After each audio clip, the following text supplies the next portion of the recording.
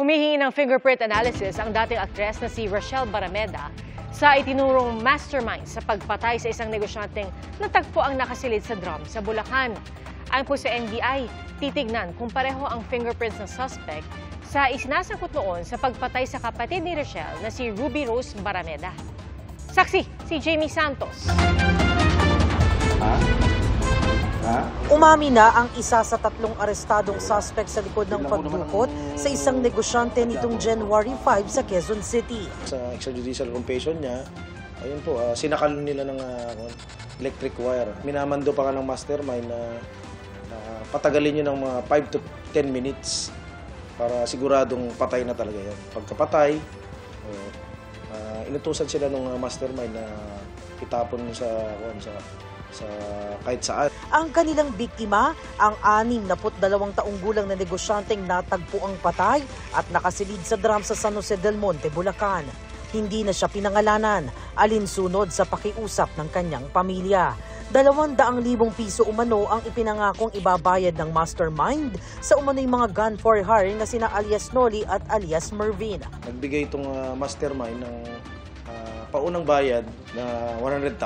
Pag na-accomplish nila yung trabaho nila na ito nga, patayin itong biktima, yung businessman, ibibigyan pa ulit ng karagdagang 100,000. Utos din ng mastermind na kuhanan ng video ang negosyante bago siya tuluyang patayin.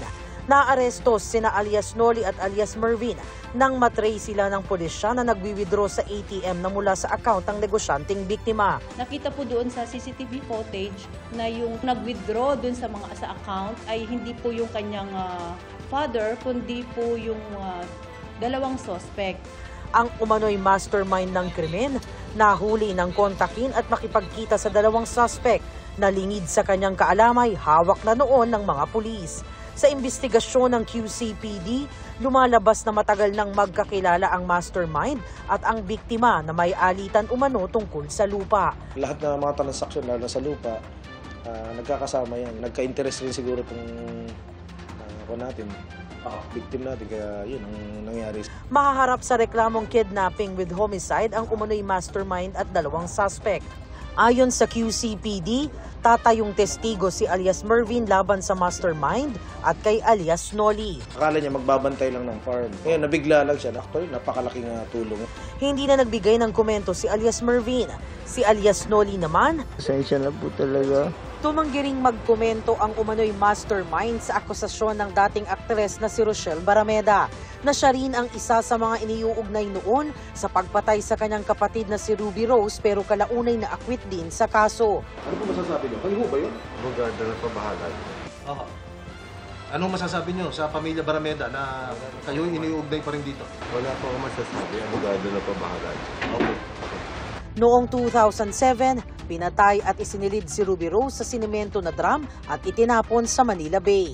Si Rochelle dumulog kanina sa National Bureau of Investigation para humiling ng dactyloscopy expert o fingerprint analysis at makumpirma na iisang tao lang ang hawak na suspect ng QCPD at si Lope Jimenez na siyang nasa likod ng pagkamatay ng kanyang kapatid na si Ruby Rose. Check-checkin namin ngayon kung meron kaming file copy nung Lope Jimenez and ito ngayon yung Dueñas, Vic Dueñas. So i-compare namin yun, makita natin kung yung fingerprint impression belongs to one and the same person. Yun ang maitutulong namin sa kanila. Kapag lumabas daw na mula ito sa iisang tao, probably solved na. Masosolve, no? Yung remember parang meron silang kinasuhan dati na it was later dismissed by the court, no? So ito, mare-reopen yung case probably at matutuntukan na yun, yung insidente na yun. mabilis lang daw ang paglabas ng resulta kapag napagkumpara na ang fingerprints. Kung maibigay raw ng QCPD ang fingerprint impressions ng hawak nilang suspect sa loob lamang daw ng 48 hours, maaari nang makuha ang resulta.